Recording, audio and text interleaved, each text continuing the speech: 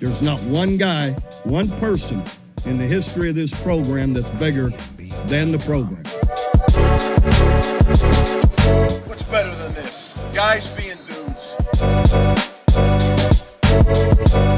My people, what's up? And welcome into the Program Guyz Podcast. I'm Patrick Hertzberger. Joined with me today is Mark Hall and Matthew Gann. Please remember to like and subscribe on YouTube, Spotify, Instagram, and X/Twitter. The Oklahoma Sooners defeat the Alabama Crimson Tide this weekend. We haven't had a chance to get together and talk about it, so we're going to talk about it a little bit, go into some Oklahoma football news, and then also preview the LSU game today. Alabama now 13th in the country after losing to Oklahoma, not scoring a touchdown in the Palace at the Prairie. Matt, you were at the game. Tell us a little bit about it. Locked and loaded, dude. I've been waiting to have this conversation. This game has single-handedly turned OU seasons around. This was by far the best game, both offense and defensively. You love to see complimentary football. And Trevor, I need you to clip this from last week's pod. Go ahead and clip it and post the video of me saying what was the formula for success. Okay, let it play. Now that we've heard it, it was the ground and pound. That's exactly what I needed to see was the one weakness that Alabama had. OU absolutely took advantage by exploiting the run game. And you saw fantastic runs by both Jackson Arnold and Xavier Robinson, who you wanted to see in this game. They knew it was coming. They couldn't stop it. And Jackson Arnold didn't even throw for 70 yards. And we still put up 24 points, again, a pick six, and a little help from the defense. But this is exactly the type of football that we needed on both sides. It was incredible to see. I was lucky enough to go to the game, and the atmosphere was absolutely electric. It's one of probably the best games I've ever been to, and that's saying a lot because I've been to quite a few games. Mark, what'd you think? Man, for one thing, if we're just like calling back to our own stuff, I said explicitly this was a game you'd want to see the JackOffense for. Yeah. And this game was nothing if not the JackOffense. We turned Jackson into the absolute fulcrum point of the game and used him as a hammer, not as like a finesse sort of tool. It worked out beautifully. It's funny, we've been saying he's not Tim Tebow. He's not Tim Tebow. Why are we using him like Tim Tebow? Damn it, he sort of played a little bit like Tim Tebow against Alabama. And, I say that he's not Tim Tebow. He's not nearly as good as Tim Tebow. But for that game plan, it was beautiful. Loved seeing as much of the two backs in the backfield as we did. Xavier Robinson all the time. I want to see him in every single play. But then seeing the two backs and then Bauer Sharp behind him too, and the willingness to let that up back take the handoff going across the line of scrimmage. Like, a lot of times that guy's just a decoy. He's just there. He's going to block. He's not going to do anything else. And they committed to the motion off the motion to get that next play. Even runs had run fakes built into them. And I just thought the offensive game plan was beautiful. That said, they only scored 17 points, right? You get those other 7 from Kip Lewis, and the defense did every single thing they had to do. Danny Stutman sets the tone on play 1. Eli Bowen goes back-to-back interceptions. Those are the plays we all know about, but in between all of it is a defensive line that's suffocating. Ethan Downs setting the edge every single time, screaming off the edge and hitting Jalen Milroe before he can even finish his read. It's insane stuff, man. This was the game of the Brent Venables era. It is everything that on defense it's supposed to be, and on offense they finally found a way. Pat, what'd you think? Yeah, I'm extremely happy for Brent Venables. He's mentioned after the game that this was his vision, and that this is also what we thought his vision was too. This is why we have brought into Brent Venables, because we knew that this was the type of football team he could produce on the field if everything was executed to his vision. And that's what the team did. Sure, the offense didn't play a super sexy version of football, but they did their job. Little turnovers, just Taylor Tatum, unfortunately, again, having a turnover issue. He's really got to work on that. Xavier Robinson, huge breakthrough game. Questions there that were brought up, like why did he not play more the rest of the season? Brent Venables jokes about Unbelievable. that today. I mean, Criminal. Criminal. absolutely criminal, but glad that we finally understand that he is probably our RB1 moving forward and hopefully in the next year as well. The defense played amazing.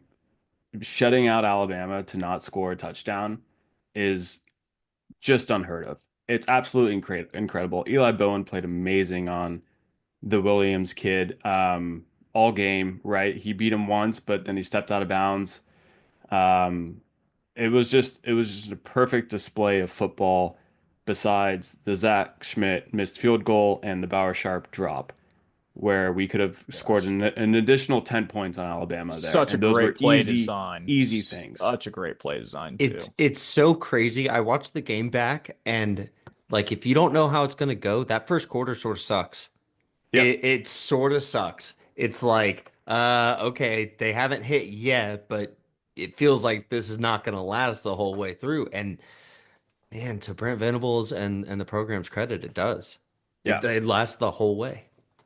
Yeah, a couple things after the game, some awards for the week. Brent Venables was the coach of the week. Fabechi Uwewu was the offensive lineman of the week in the SEC. Xavier Robinson was the freshman of the week, and Armason Thomas was the SEC defensive lineman of the week. So a few awards there, one from the game. I can't get over Xavier Robinson. How's he that fast also?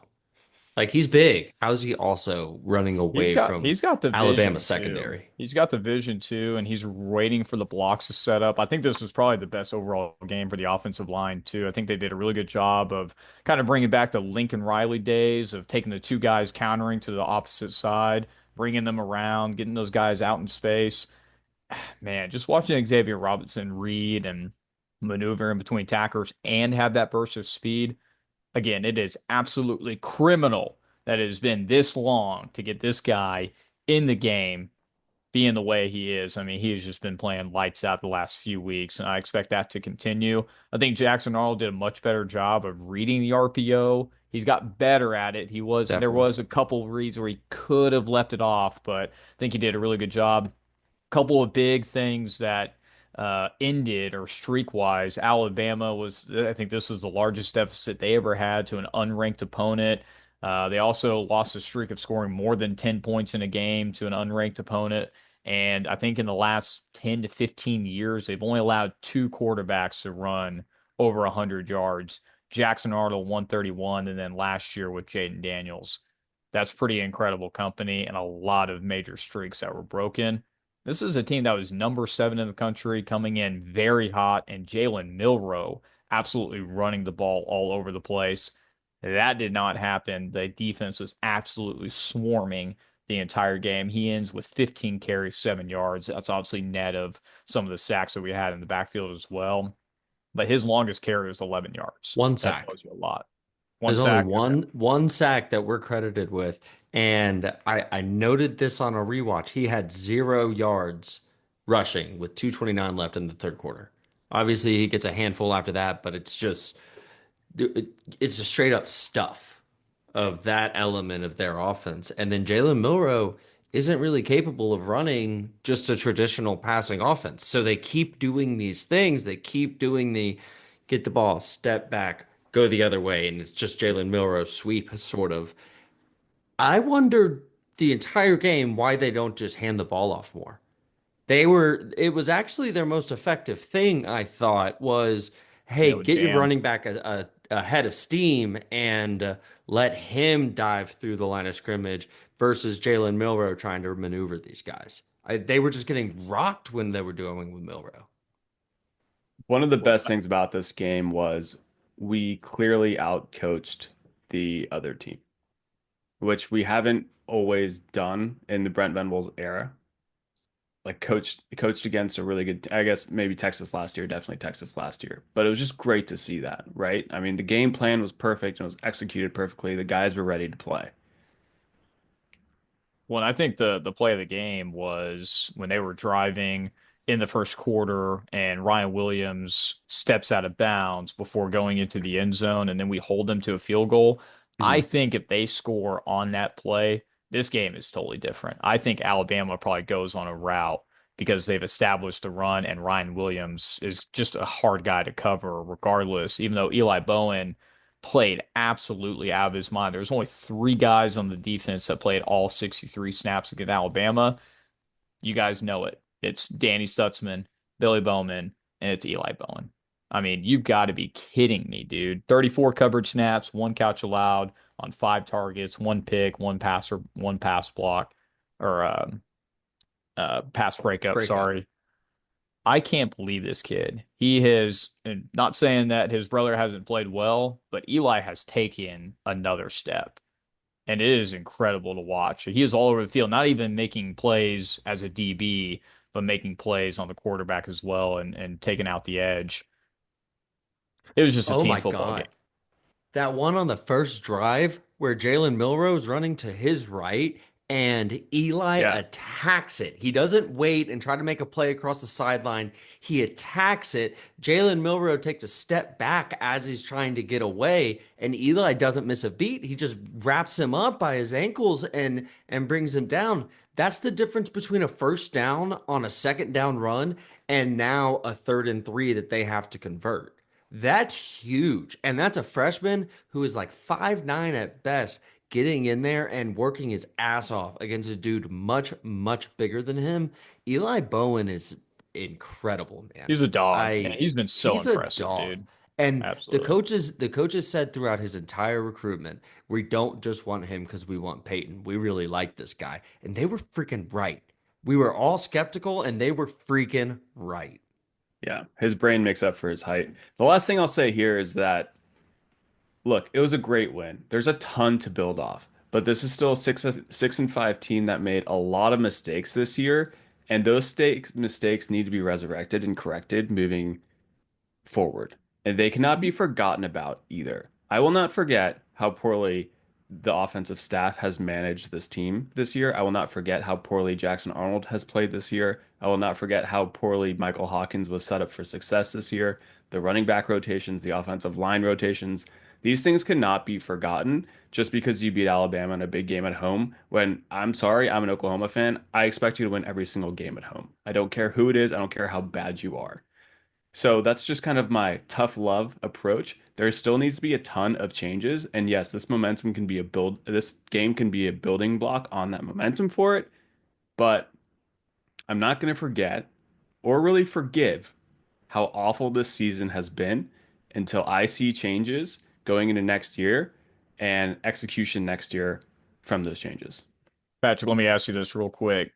What happens hypothetically? We win next week. We win the bowl game. We go 8-5.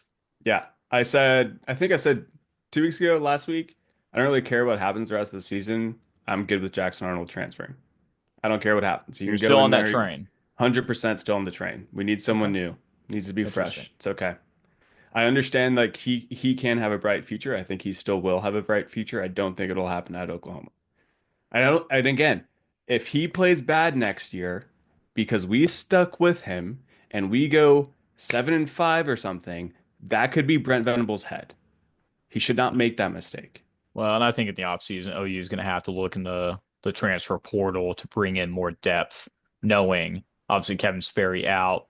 Possibly we flip another quarterback, but I think we got to bring in extra talent from the portal itself and see how that all pans out and bring in some competition to see if Jackson Arnold can hold up or not. I think Jackson Arnold's arm talent has shown that he has the ability to play. No. But his accuracy is that so bad. You saw it on the first slant route of the game. He threw it behind Deion Burks. It's awful. His accuracy is 50-50 at best. Sorry. So one thing that you said earlier, Patrick, about, oh my God, turn that shit off. One thing you said earlier about, not forgetting or forgiving some of the transgressions. This game actually sort of cemented the DeMarco Murray issue for me. For sure. That running back rotation, like I understand you don't go into the season with Xavier Robinson taking snaps like from your starters. I get that. I get that. Totally do. As the season goes on and, Javonte Barnes gets hurt or is ineffective until week 5, truly, There's a real rotation, and we think Taylor Tatum's going to be RB1. He gets hurt.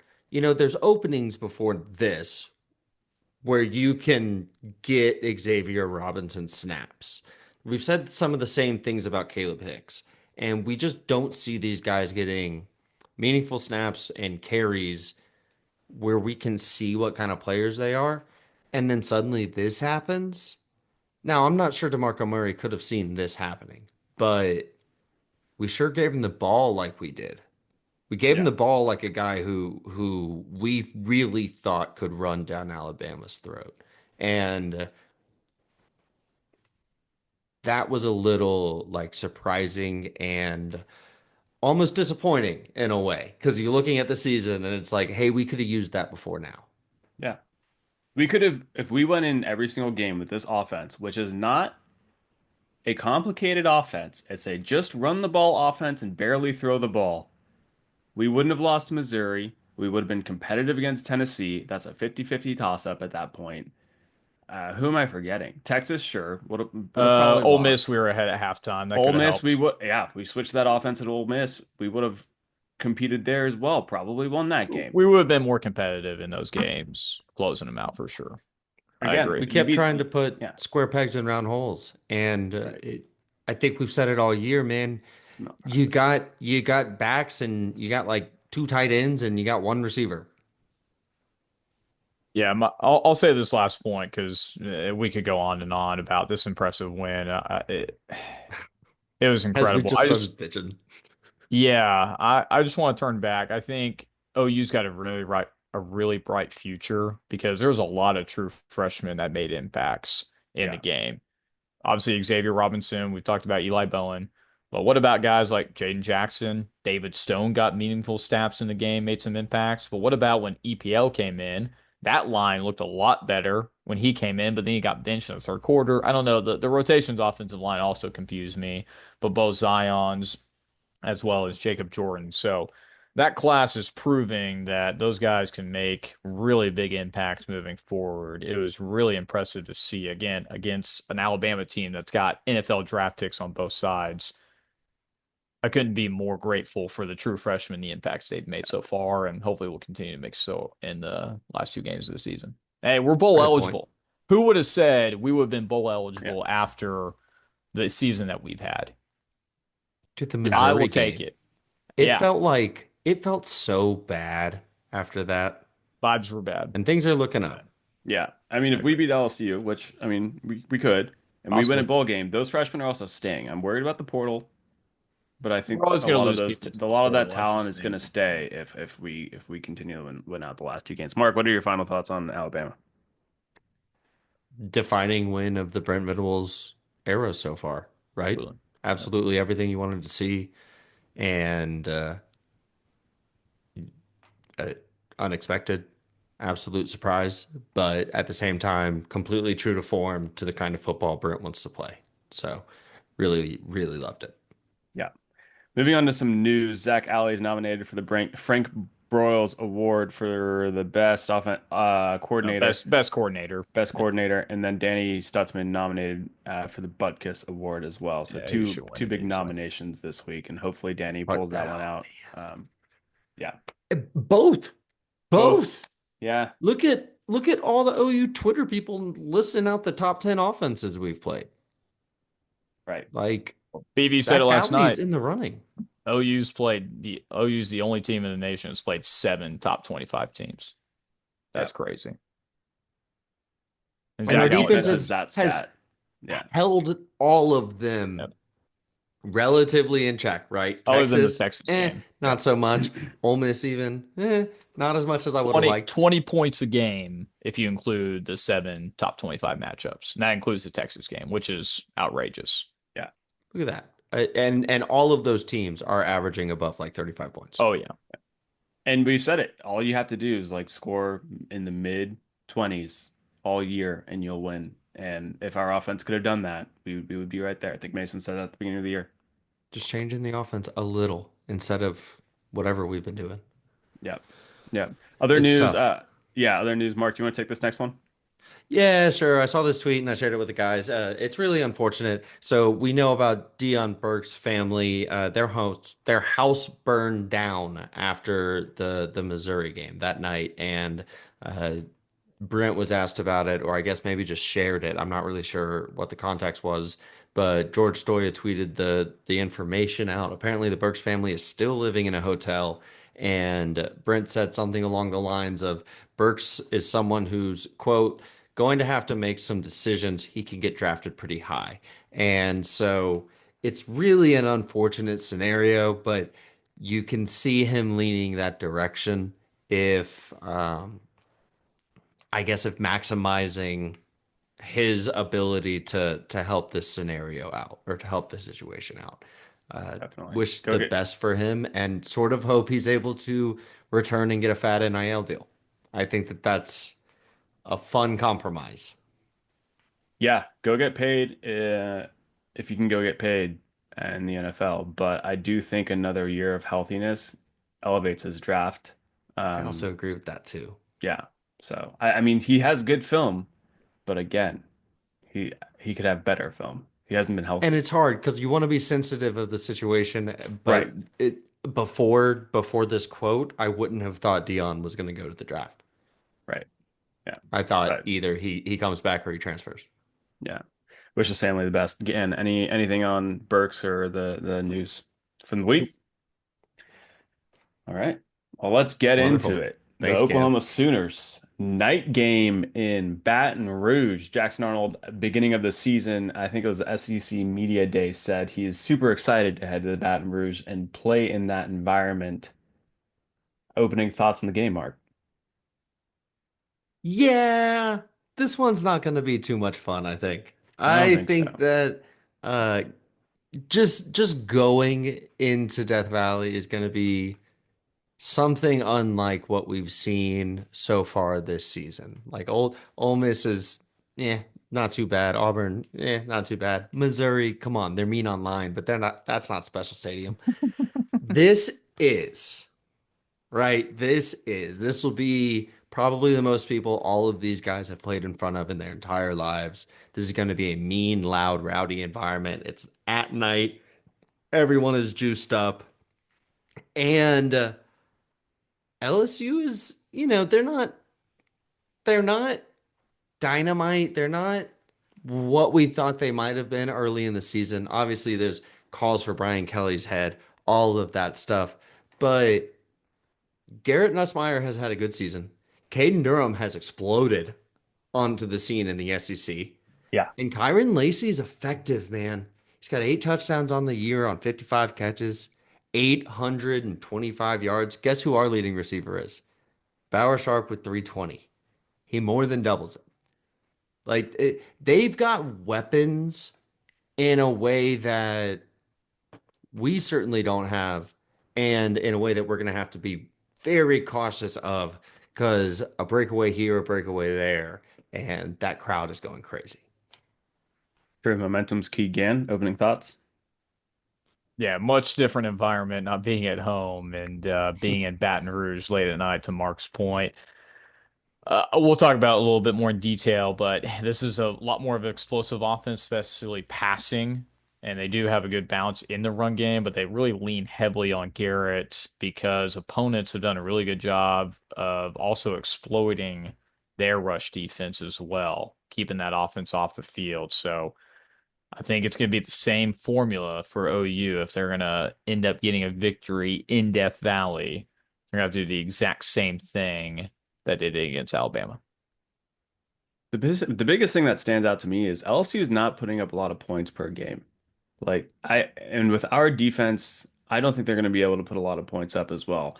What I'm concerned about is they have a week of film with whatever this new offense Oklahoma has.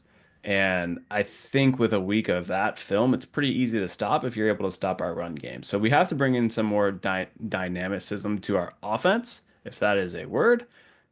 Close. But it's a We get you.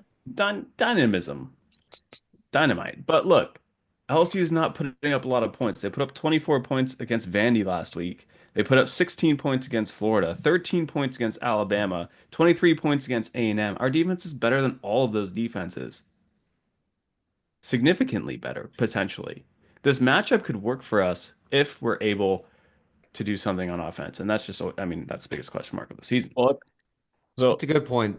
It's a good point. You've got to be able to, and it sort of rings back to what Matt said about the Ryan Williams non-touchdown in this past week's game, I guess. You sort of have to establish something early. You got to get some kind of identity. It's insane how last week we suddenly had an identity. I think what you got to do is build off of that in some sort of way. I think you're going to see Jackson pass the ball off of some of these plays a little bit more. And hopefully, I pray to God, they're all easy ideas, right? It's play action. He comes around, guy's just running a crosser. You got 3 levels to it. You just bang, bang, or bang. It's easy stuff I do in Madden. And we just previously in the season had found ways to make it difficult. I think you're going to see him build off of it in that way and hopefully still give Xavier Robinson the rock like 35 times. yeah, so I'll start with the offense against LSU's defense. So they're giving up about 24 points a game, 365 yards, 144 of those on the ground. So that's actually worse than Alabama. I think Alabama was about 132, giving up about 4.5 yards per carry. So, Patrick, to your point, everyone in the world knows OU is going to want to run the football just like they did against Alabama's defense. And they're still going to have to do that to a certain extent, but I think this is where you can get a little creative, knowing that LSU is going to probably stack the box more to stop the run. And this is where I think Jackson Arnold's going to have to take over. We're going to have to see more of that arm talent and those balls to exploit one-on-one man coverages. So again, you can still establish the run. I think they're still going to be able to do that in this game, especially with the offensive line play and how cohesive they played over the last few weeks. But they are going to have to be more creative in the pass game. You're not going to be able to throw only 70 yards in Baton Rouge. You're going to have to throw a little bit more than that, knowing that LSU is going to want to stop the run. Even Brian Kelly said that in his recent interview, I think with one of the ESPN colleagues. They know that we're going to want to run the ball. Everyone knows they're going to have to be a little creative. Hopefully, Joe John Finley can create a game plan to do that and be more dynamic, Patrick, to your point. Thank you. Dude, I just truly JackOffense and Tim Tebow passes. I'm not even It can still playing work at this point. Like let's see what receivers are active, right? Let's see if Jaleel's able to play. Let's see if Dion's able to play. If that happens, you can really open this thing up in some fun ways because you're able to get some guys off the field and replace them with more talented guys and then just run a better version of this thing, whatever this thing is. It's always going to be better to have Deion Burks than Jacob Jordan. All love to Jacob Jordan. It was an amazing slant pass, but Deion Burks can just probably do a little bit more with the same routes. Yeah, definitely. And the shuffle passes were working as well. Those quick shuffle passes were nice and simple. Hopefully LSU can't stop those either because I think that was a real game changer as well and added that dynamic whatever stuff to our offense. Jackson did such a good job with those. Yep. Like you didn't know it was going there until it went there. And a lot of times those plays feel choreographed. Yeah, definitely. Well, if we can't, we have to strike first. We can't get behind in this game. If we become a passing offense, we're going to be really in trouble because LSU's got a very similar defensive line to South Carolina and Ole Miss, where they're able to generate pressure and get to the quarterback. They have about a 9% sacks rate. That's top 10 in the country. So they have dudes on the offensive or the defensive line that can get after you. We cannot become one-dimensional and get behind in this game early. That's only going to cause trouble and could be a rout if we cannot establish ourselves early, to your point, Mark. How are we all saying they can't score points and then also say it'll be a rout? Because I sort of agree with what Matt said there, but I just think it's momentum. I said the same kind of thing, right? But I especially just think in that environment. Yeah. Well, I just think it's similar to the Ryan Williams play. I think if Alabama scores that, I think they go on to be a rout. I think it just opens up too much. If LSU does the same, they get up 10, 14 points. I just don't see how OU is going to come back from that. Last thing I'll say is Jackson Arnold gets really rattled really quickly. And this crowd is going to want to do that to him. So if he gets sacked early a couple times, then this one's over, folks. But hopefully we gain momentum on the ground and we can feed off of that. Because when the running game's good, Jackson Arnold's good. He's one of those guys. Georgia Tech quarterback Haynes King is kind of like this too, where he's better when he gets hit a couple times. Like, he needed a game like he had last week. I think he needs to go run into someone and then he throws the ball better. There's no reason why that's the case. I'm not defending it, but I think that some people are built that way. I hope. Yeah, he's built yeah. that way. I Otherwise, agree, he's just because always inaccurate. yeah, he gets happy when he's like when he runs 5 yards. He's like, oh, okay, I can do this and we'll be fine. Yeah. I can run 5 yards. We'll be fine. I'll miss a throw, but I'll run 5 yards. Right. It builds confidence. Does. It weirdly does. Go Yeah. ahead, Matt. Good point. I was going to say LSU's two biggest losses, A&M 38-23, and Alabama came into Baton Rouge, beat them 42-13. Both times in that game, they were able to run for 200 plus yards. So it is doable. They know it's coming. Can they stop it? That's really what's going to be seen. But you've seen other teams be able to do the exact same thing and rat LSU, because that also puts pressure on Garrett, the LSU quarterback, to score points. Yeah, Nussmeier. Yeah. Thank you. G-Nuss. Let's go over the Oklahoma defense. Mark, initial thoughts? Any thoughts there? I mean, we kind of covered it all, but if you want to add anything, feel free. Oh, just what? So one thing that I noticed this week was just a ton of Kobe McKenzie on the field alongside Danny Stutman. And I really like seeing that. Kobe moved really well. He obviously he steps up into the line of scrimmage, and whether he's in on the play or he's just ripping up a block, he's dynamic, man. He is able to just burst into the line of scrimmage and take out wherever he is supposed to take out. He's a battering ram. I was very impressed with him. I'm excited to see him on the field. It's almost like it's tough because you're never going to take Danny off.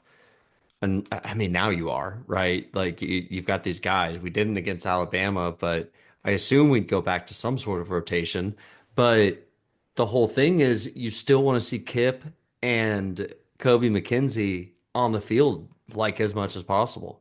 That unit in 2 years' time has become an A++. It's really interesting. And I'm really looking forward to the challenge that Caden Durham presents, because he is very, very fast and very, very quick. Yeah, shutting down the run game is going to be key. Gosh, the linebackers are so fun to watch. It's just so lovely seeing them on the field. It really is beautiful football. Like it's an art what they're doing out there. There's no other better way to put it, you know? Hang that in, I don't know, some type of museum. The Stutman tackle first play against Jalen Milroe, where he just gets barely underneath him and then first through that guy. Yeah. That's letting a naysayer know, man. Yeah. Honestly, don't let them score from far. I think that'll be key to this game. Every single time OU, like a team is within OU's red zone or like 20-yard line, 15-yard line, I look at whoever I'm watching the game with and say field goal. It is insane how good our red zone defense is. So hopefully, don't let them score from far. That's my biggest thing. I like that a lot.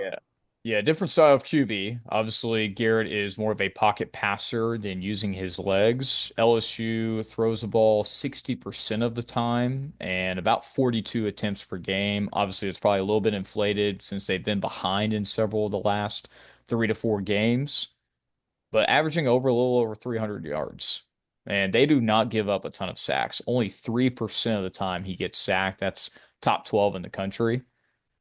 And that's one thing OU has not really been able to do, is generate enough pressure. If we give Garrett enough time, he is going to find guys like Lacey, Mason Taylor, who's their like 6'5", 250 tight end. I mean, that guy is a monster.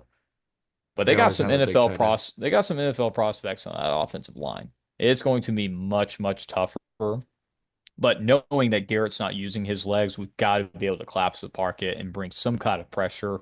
If we give him too much time, it's going to be way too easy for the wide receivers to be open. Even some of the Alabama guys were running open. We were just able to get in Milroe's face and cause, even though we didn't get a lot of sacks, to Mark's point, we created chaos and had to get out of the pocket and wasn't giving enough time to him to make the throws. I mean, Milroe went 11 for 26, less than 50%. We got to have something similar to Garrett this week and some kind of the defensive game plan to generate exotic pressure, blitzes, whatever that is. I have all the faith in the world Zac Alley can figure that out. All right, cool. I totally agree. I think that you've got to do everything you can to get in his face. Don't let someone like that pick you apart because you know you're going to be running most likely some sort of zone defense on the back end. Don't give him the time to find that little opening between Danny Stutman and Billy Bowman between the second and third level, right? Don't let him think about that at all because the moment he takes the ball, he's got Ethan Downs in his face because Kip Lewis came on a blitz inside of the tackle and he can't block them both, you know? Make him make fast decisions. Collapse the pocket to Gan's point. Burst through with some of these linebacker blitzes that we've been drawing up. That's Billy Bowman coming off the edge. We didn't do too much of that this past week, but there's one play from earlier in the season. I don't even remember the game where he's coming in and he just blasts the guy. And you're going to need to do some stuff like that just to own the game. You know, you can play it safe, I think, if you just want to cover the deep corners of the field. If you want to own the game, go get in Nussmeier's face.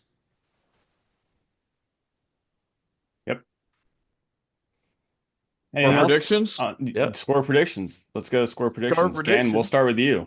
Let me see. Mark, do you know what the line is for this game? I'm pretty sure LSU is favored. I think they're favored. So it opened according to things I saw at LSU by 4.5. And things have progressed since then. I'm pulling up my book right now, but I'm seeing ESPN has it at 6. And that seems consistent with most of what I've seen. I am now seeing, this is bad podcasting, 6 on my book too. Okay, so almost a touchdown favorite in LSU. Again, it's just a different atmosphere playing in Death Valley.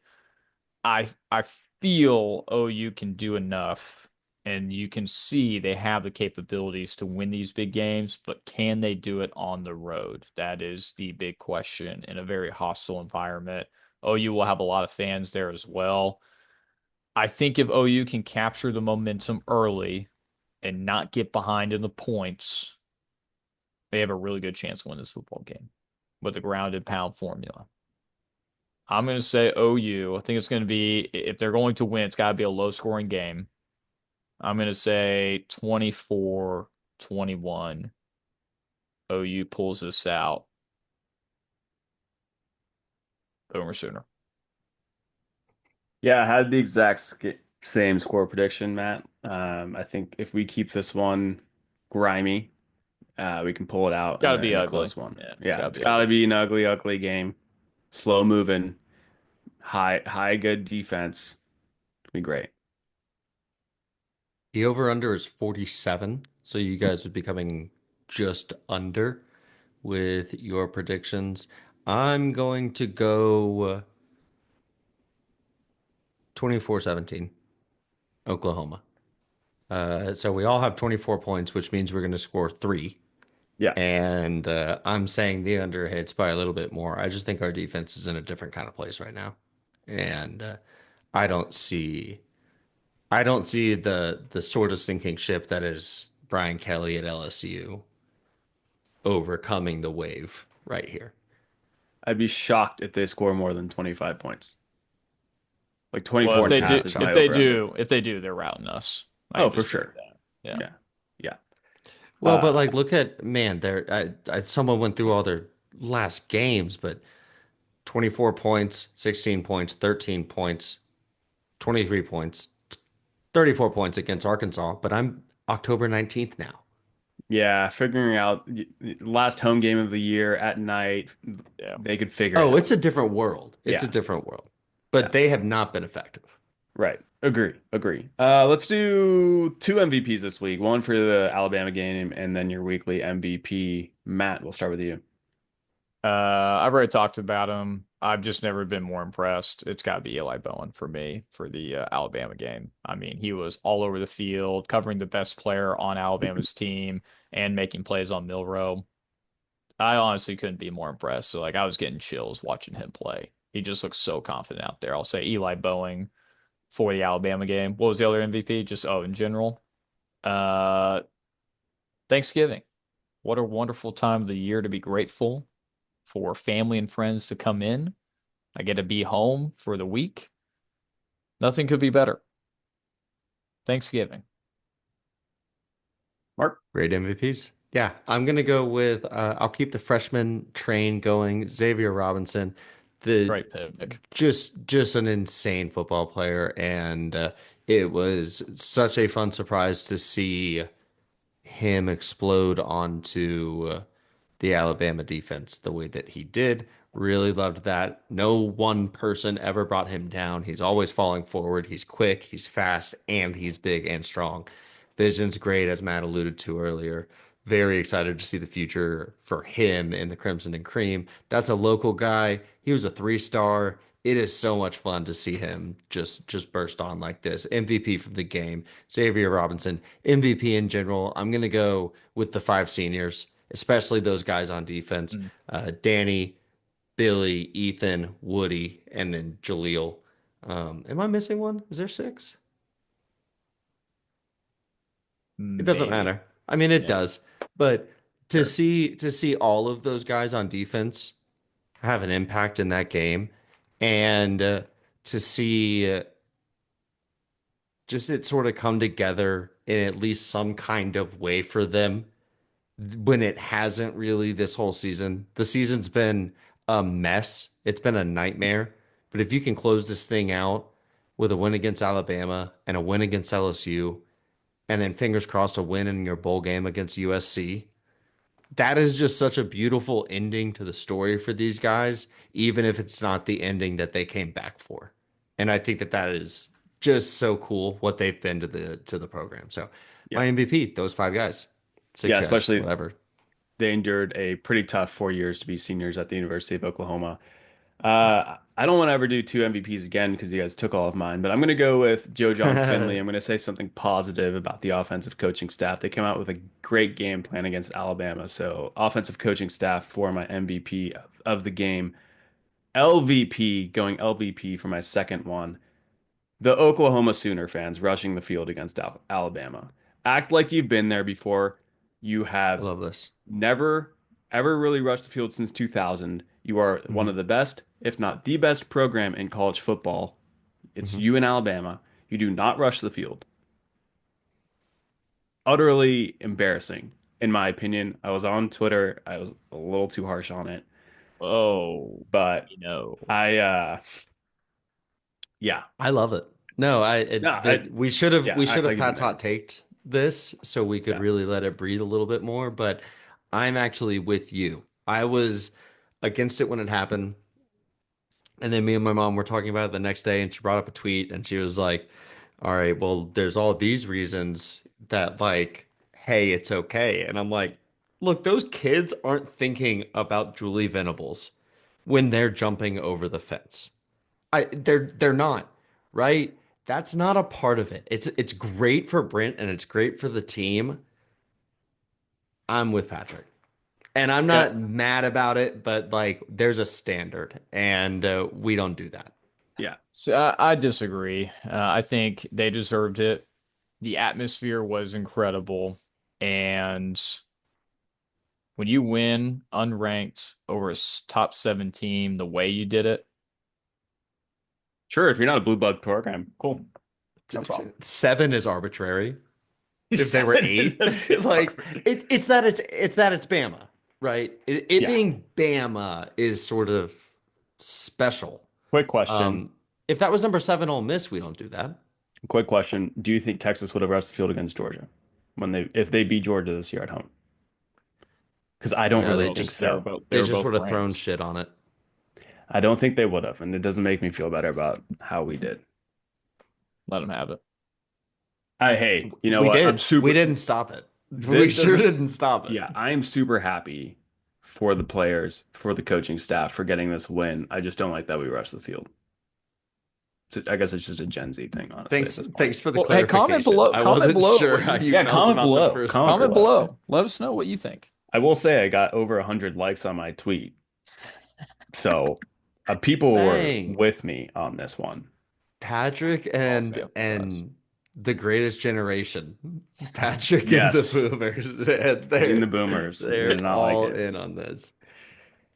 All right, folks, that'll do it. Remember to like and subscribe to the Program Guyz Podcast. You can subscribe on YouTube right now. Follow us on X/Twitter, Instagram, TikTok, etc., etc.